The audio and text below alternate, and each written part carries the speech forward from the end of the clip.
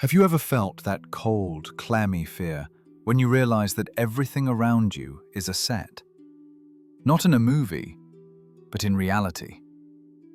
Look around right now. Look at the buildings they call historical heritage. We've been lied to our entire lives about who we are and where we came from. Official history is falling apart at the seams, and that cracking sound is audible to everyone who has ever been in an old palace or museum. You have been deceived, cruelly and cynically. And the funniest thing is that the proof of this grand falsification is right there for everyone to see. It is so obvious that our brain simply refuses to perceive it, protecting itself from cognitive dissonance.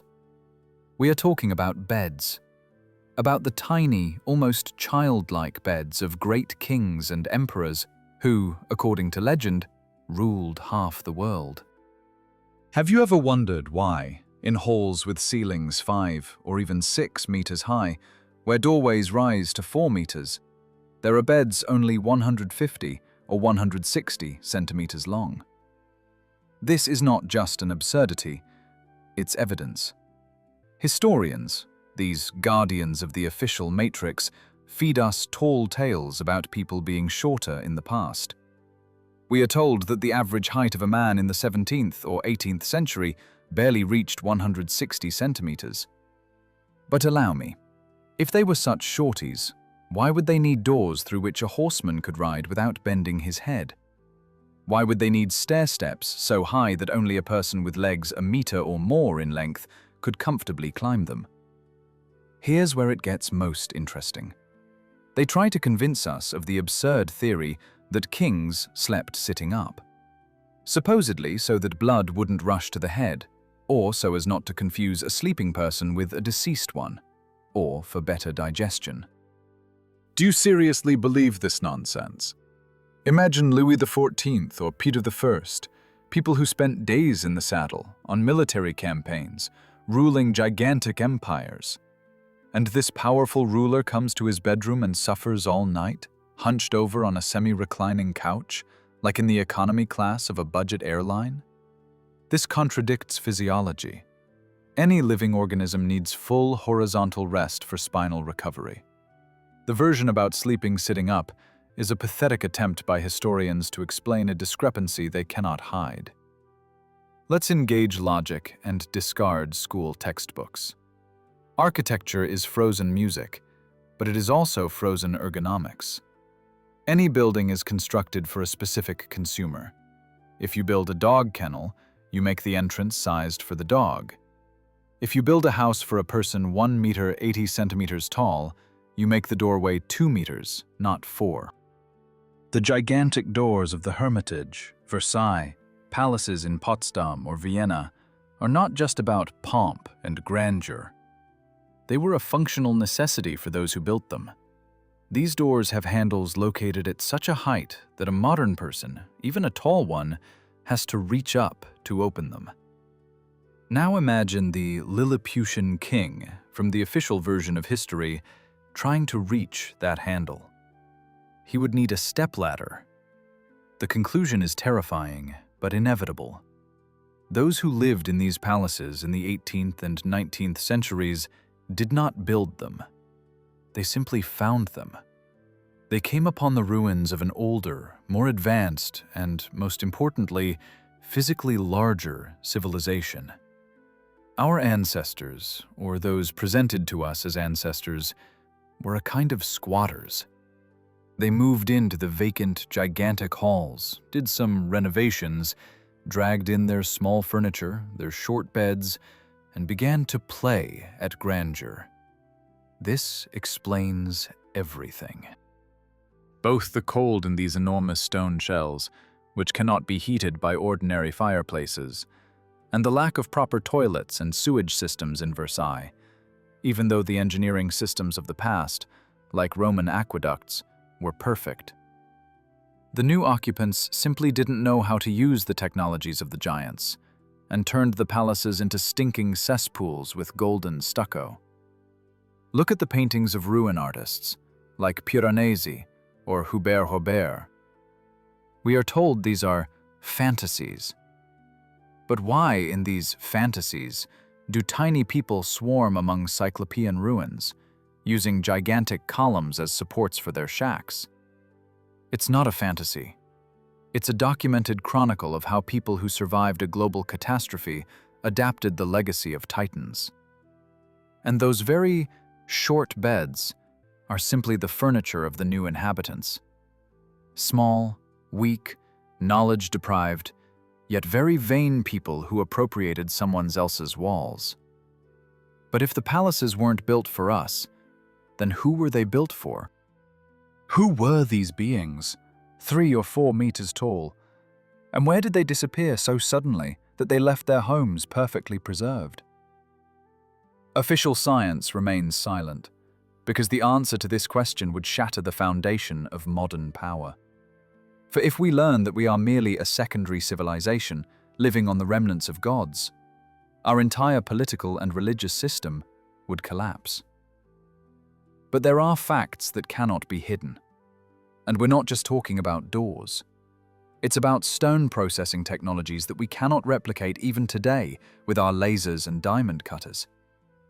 Let's set emotions aside and pick up a calculator. Mathematics is the only science that cannot be bribed or rewritten to please a ruling dynasty.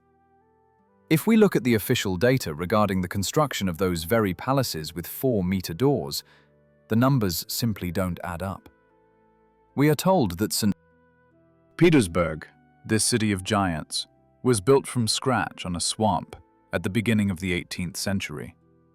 Imagine the scene. Thousands of peasants in bast shoes, armed with wooden shovels and copper chisels, creating the perfect geometry of St. Isaac's Cathedral. Have you ever tried to work granite with a chisel? Granite is one of the hardest types of stone. To chip off a piece of it, you need high-hardened steel tools that dull after every half hour of work. Yet we are told that illiterate peasants, surviving on bread and water, carved columns weighing hundreds of tons with perfect cylindrical forms, polishing them to a mirror shine. Let's take the Alexander column. Its weight is over 600 tons, 600,000 kilograms of monolithic granite. Official history states that this monument was carved out of the rock by hand, dragged by means of hauling, and then lifted and installed on its pedestal in less than 2 hours, using a system of ropes and wooden blocks. Engineers and physicists who checked these calculations are baffled. To lift such a weight using 19th century technology would require so many ropes that they simply wouldn't fit on Palace Square. Moreover, the friction force in wooden blocks under such a load would instantly turn them into embers. The ropes would snap, and the structures would splinter into pieces. But the column stands. And it stands perfectly straight, unsecured by anything, held solely by its own gravity and the perfect fit of its surfaces. This is a level of precision available today only to computer numerical control, CNC, machines, and certainly not to a crowd of serfs. This leads us to a shocking conclusion. Palaces and cathedrals were not built using the methods described in textbooks. We see traces of machine processing. On the granite embankments, on the plinths of buildings, on the columns, traces of circular saws, milling cutters, and drills of enormous diameter are visible. Look closely at the steps of the Hermitage or the Atlantes. There are no traces of manual chipping. They have perfectly even edges that can only be achieved with high-speed machine cutting. Who, in the 18th century, possessed industrial stone processing technologies superior to modern ones? Peasants? Of course not. These structures were erected by a civilization that possessed powerful energy and heavy industry. The civilization of those very giants for whose height the 4-meter passages were designed. Now let's look at demographics. This is another bomb laid under the foundation of official history. We are told about grandiose construction across Europe and Russia in the 17th and 19th centuries. Hundreds of star forts are built. Thousands of white stone temples and palaces are erected. But if we open the population statistics of that time, we will see emptiness. Europe and Russia were constantly at war. Epidemics of plague and cholera raged. Famine wiped out entire villages. Where did millions of skilled stonemasons, architects, engineers, and logisticians come from? Who fed them? Who produced millions of tons of steel and tools for them? The economy of that time was agrarian. It physically could not sustain such projects. This is like claiming today that a tribe from the Amazon jungle built a spaceport and launched a rocket to Mars using only sticks and lianas. We are forced to believe in a miracle because the truth is too terrifying. The truth is, all these cities were already standing. They were empty and abandoned. New people, survivors of some global cataclysm, came upon what was already there. They did not build St. Isaac's Cathedral. They restored it. They excavated the first floors of buildings, buried under clay and soil, which today we call basements. Have you noticed that in most old buildings in city centers, the ground floor windows go underground? They tell us, cultural layer. Supposedly, people didn't clear the dirt from the streets for centuries, and it accumulated 3 meters high. Are you serious? In cities where, according to legend, the highest culture reigned, people defecated outside their windows for centuries? Until the first floor became a basement? That's nonsense. These are traces of a flood. Traces of a mud flow that covered the cities, destroying that very highly developed civilization of giants. And that is why the beds are short. The new masters of life who settled in these majestic ruins were of normal height, just like you and me. They felt uncomfortable in the enormous halls. They put up partitions, lowered ceilings, inserted small doors into gigantic arches. They brought their own furniture, crudely made from planks, because the technologies for creating eternal things had been lost. Short beds in palaces are a symbol of degradation. It is a marker that we live in a post-apocalyptic world without even realizing it. We walk upon the ruins of a great era, considering them our achievements, but in reality, we are just tenants who don't even know who built this house. But if there was a civilization of giants with technologies surpassing ours, and if a catastrophe occurred that destroyed them, then why is it kept silent? Why do historians so fiercely defend the version with bast shoe wearers and cultural layer? The answer lies in the very nature of the catastrophe, and in who came to power after it. History is not a science of the past. It is a weapon aimed at your consciousness in the present. He who controls the past controls the future. And to retain power over vast territories and appropriated riches, the new masters of the world had to commit the most grandiose crime: to erase the memory of all humanity. Have you ever wondered why official chronology is so convoluted and contradictory? Why did the Dark Ages stretch for centuries without any progress, and then suddenly, an explosion? The Renaissance, the Industrial Revolution, skyscrapers. The answer is simple. There were no Dark Ages. There was an artificially inserted pause, phantom time, designed to lengthen history and conceal the fact that antiquity was quite recent. Look closely at old engravings, coins, and documents of the 17th or even 18th centuries. Pay attention to the spelling of dates. Very often, before the numbers, there is a Latin letter I or J. For example, the year is marked as I-700 or J-700. We are told that it is simply a 1 written in calligraphic handwriting. But alternative researchers point to the obvious. It is an abbreviation for Jesus, or Jesus. That is, events occurred not in the 1700th year, but in the 700th year from the birth of Christ. With a clever stroke of the pen, the letter was turned into the digit 1, and the history of humanity instantly became 1,000 years older. Why was this needed? To cast the real builders of pyramids, aqueducts, and star forts into deep antiquity. To tell us, this was not built by your grandfathers. It was built by mythical ancient Greeks and Romans thousands of years ago. Thus, the connection between generations is severed. Thus, we forget who we are.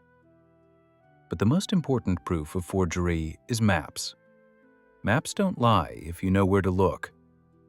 Open the first edition of the British Encyclopedia from the year 1771.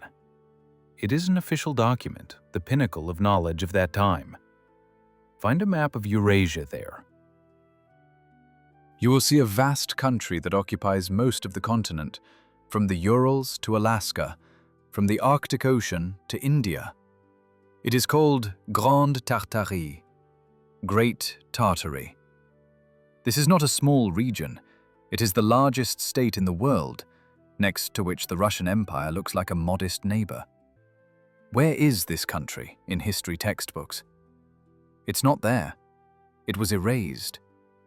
We are told about fragmented khanates, about wild nomadic tribes, but on the maps we see hundreds of cities.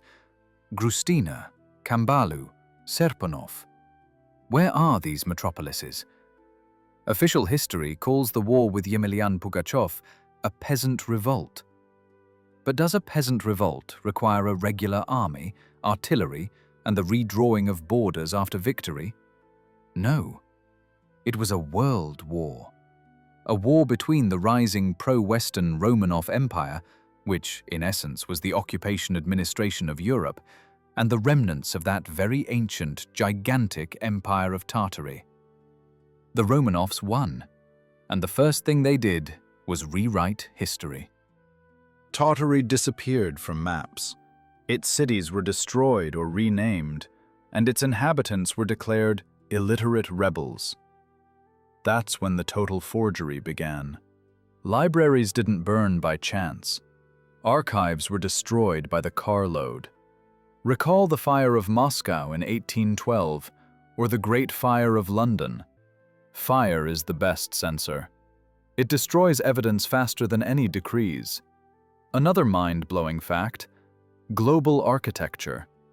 Have you ever noticed that the Capitol in Washington, St. Isaac's Cathedral in St. Petersburg, the Reichstag in Berlin, and the Pantheon in Paris look as if they were built by the same architect? This is called the antique style. We are told it's imitation, but that's a lie. It's impossible to imitate with such precision and technological perfection across different continents without a single control center, the internet, and blueprints. These buildings are the legacy of a unified global civilization. Antiquity is not ancient Rome and Greece. Antiquity is precisely the world that existed before the catastrophe. It was a global world with a single architectural language, a unified energy system. Those very columns and domes are not just decor, but technical devices, and a single transport network. Australia, America, Africa, everywhere we find the same buildings with columns, gigantic doors, and high ceilings. And everywhere the same story. Colonizers in loincloths arrived and built masterpieces of marble and granite in 10 years. In Sydney and Melbourne stand grandiose buildings which, according to the official version, were built by convicts immediately after landing. Seriously? Prisoners exiled to the ends of the earth first erect post offices and parliaments with Corinthian columns and intricate stucco work? No. They simply occupied empty cities. This is a global corporate raid on the real estate of a perished civilization. We live in a world that does not belong to us. The authorities know the truth. They know that their legitimacy hangs by a thread.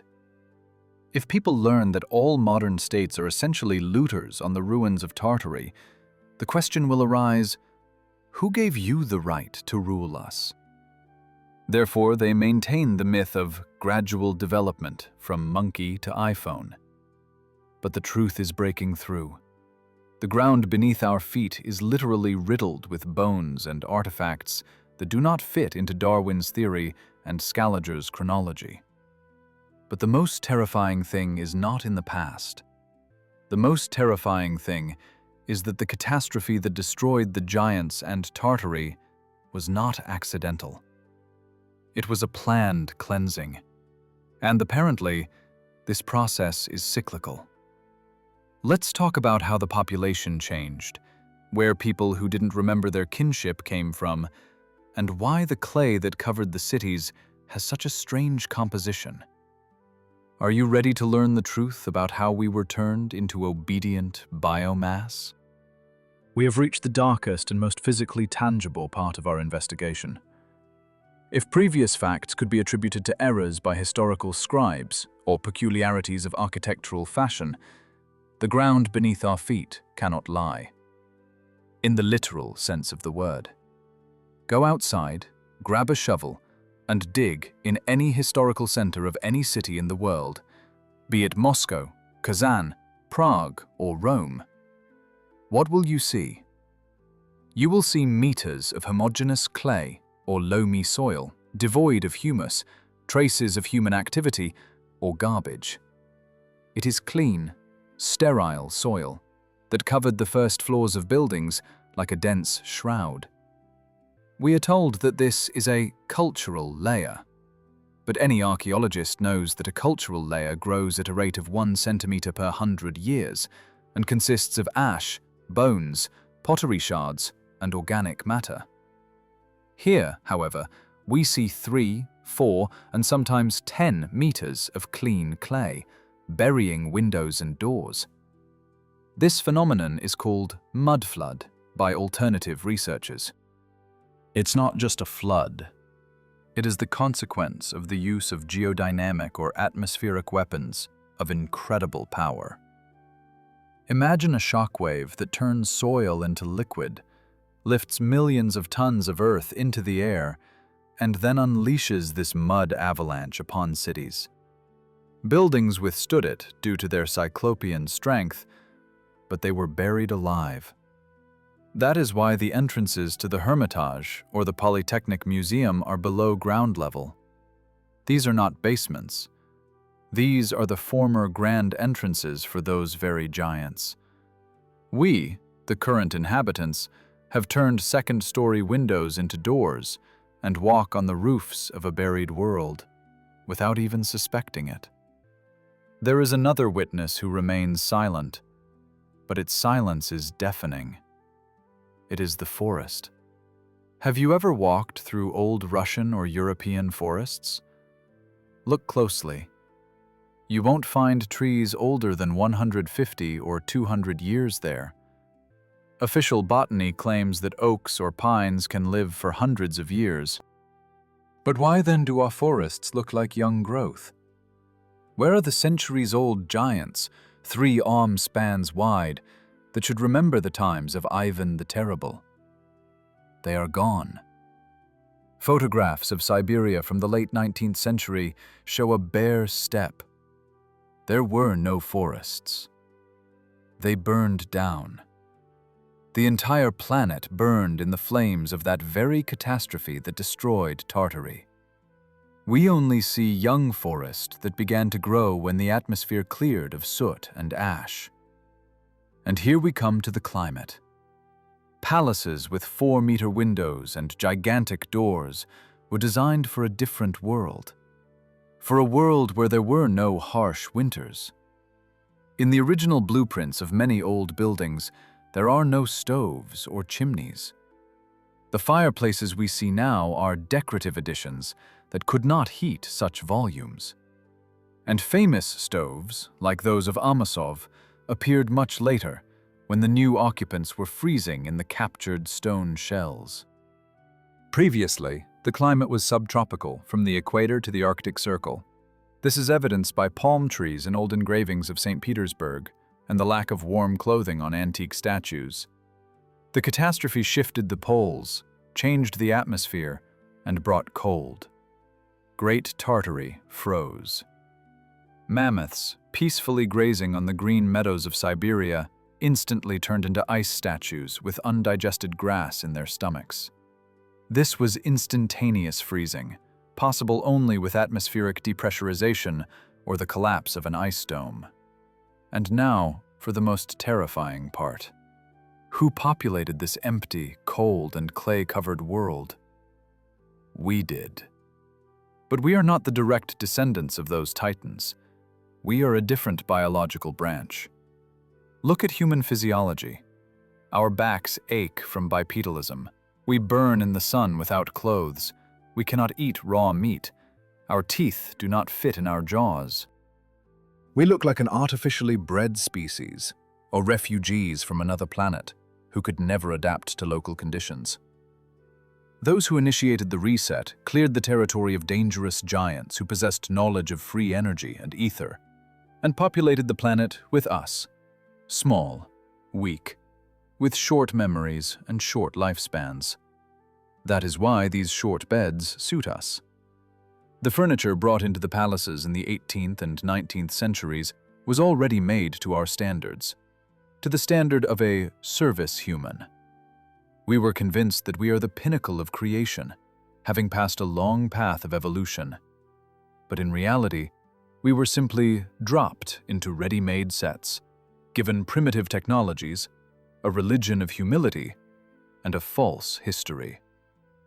The system needs us as batteries, as a biological resource for maintaining surviving infrastructure that we don't even understand.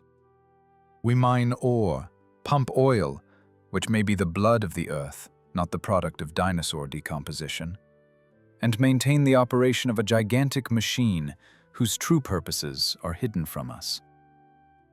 Recall the year without a summer, 1816. In Europe and America, snow fell in July, birds froze in mid-flight, and a terrible famine began.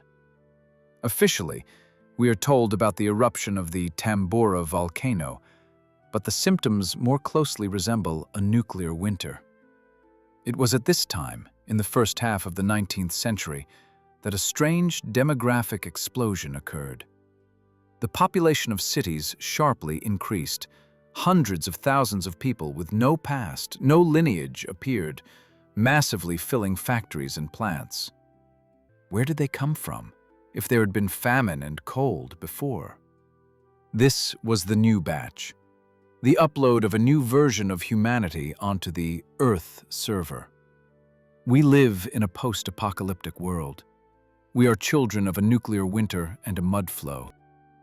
Our short beds in enormous palaces are a monument to our incongruity with this world. We occupy someone else's place, and we feel it subconsciously.